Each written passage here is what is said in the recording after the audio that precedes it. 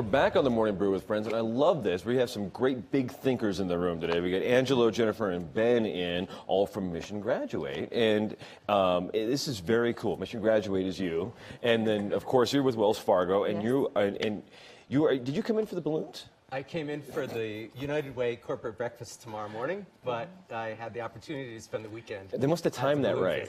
Yeah, I think they did it for me, knowing that I was coming to town. They planned the balloon fiesta. That's what we did. That's exactly what we did. And it was appropriate. When the CEO of Living Cities comes, we bring 10,000 balloons. It's such a great, there's been no other city in the country that's done anything like that for me. So it's been fantastic. Well, we're setting the bar high. Yeah, very high. You know, that's how we roll. But you guys, this is this giant thing, and it seems to have so many different aspects to it. And if you just kind of give us a basic rundown of what it is you guys are doing, 'cause it's this giant thinker project. Yeah, so Living Cities is a 25-year-old collaboration of 22 of the world's leading foundations and financial institutions, including Wells Fargo. Right. And so over that time period, we've invested about $2 billion of our member institutions' money through Living Cities into U.S. cities to create economic opportunities for low-income people. So how did you end up in Albuquerque? Did you see the problems? Were you invited here? Did we find you? Did you find us? It was a little bit of both. Yeah? So one of the things that we do is we bring 40 large city chiefs of staff to the mayors together at the Kennedy School at Harvard twice a year. And over those years, the chief of staff to Albuquerque mayor has come to that, and so we got to know him well, and we started to understand what they were doing, because the chiefs talk about some of their more innovative efforts that are going on. Right. And then we said, well, let's investigate more, and is there momentum there that we could help make into something more to increase the opportunities in Albuquerque? And you guys come with some money. We come with money. We come with some grants, although they're relatively modest in the scheme of things. Right. We can bring capital, very, very flexible loans, as well as loans from folks like Wells Fargo.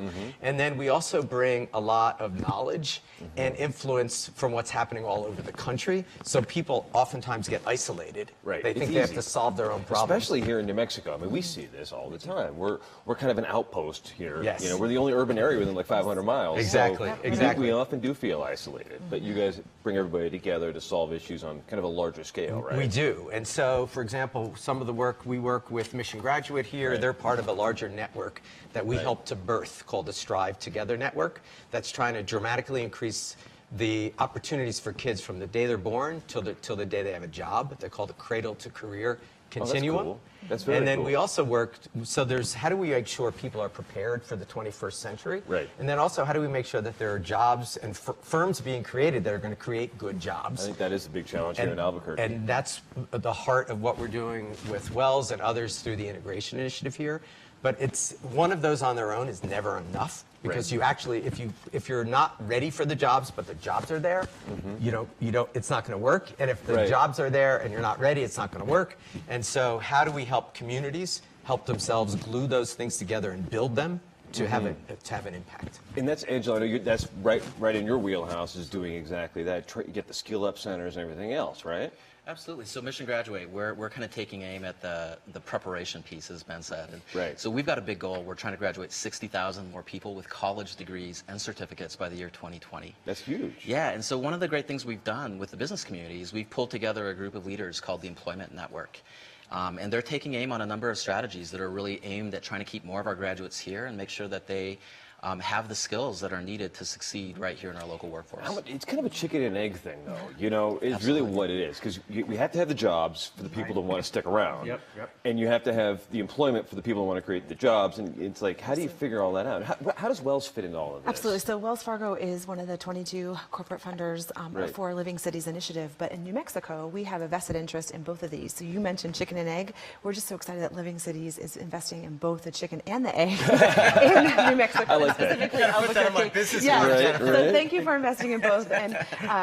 So my role is both with Living Cities on the Mission Graduate side, through our support of our team members. We have a Guido Kemp in our RCBO group, commercial banking group, who's serving with Angelo on the Mission Graduate work.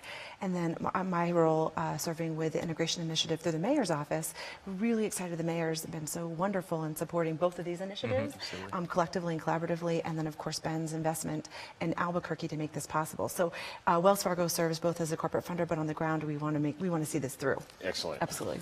Well, on your end, how much money have you guys brought to Albuquerque? So I think on the grant side, it's been relatively modest, probably a few $100,000.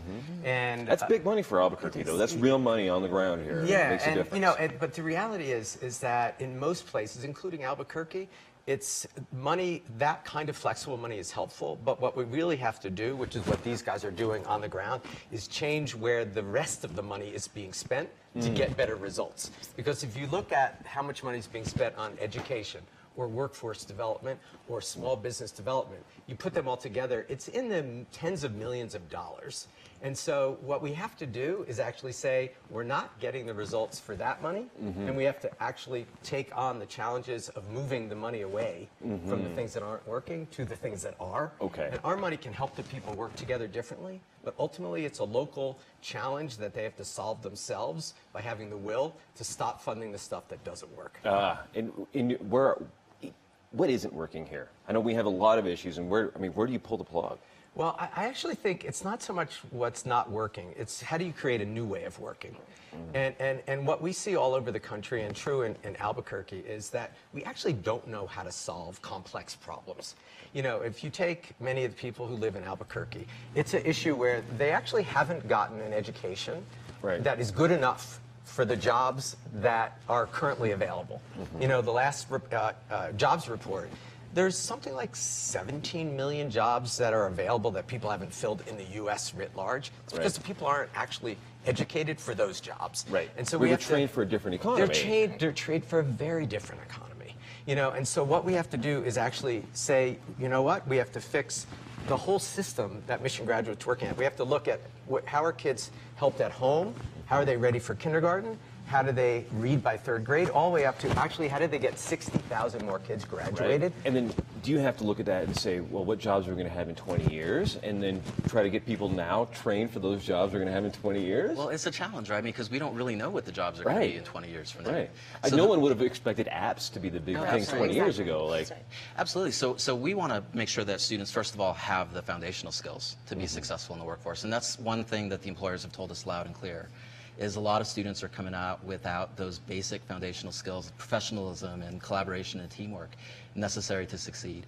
And then second, and I think this is where the work of the integration initiative is so important, is really making sure that we are figuring out ways to better align degrees and certificates and all the education that students are receiving to the needs of the workforce. Workforce today, but also thinking about what is that workforce that we want to create for the future. And what does that look like in Albuquerque? Well, I was going to say, so then our work on the integration initiative, so this is how we bridge that gap and collectively work together from a collective impact model, is really looking at how do we have 35,000 new jobs by 2025 that are helping to succeed and get these folks who are trained and educated through Mission Graduate into the workforce, but also taking what exists in our ecosystem today and really growing it. So it's not necessarily all these corporate companies coming in. While we'd love that, it's how do we grow our own to be able to create jobs that are waiting for students who are graduating. Right.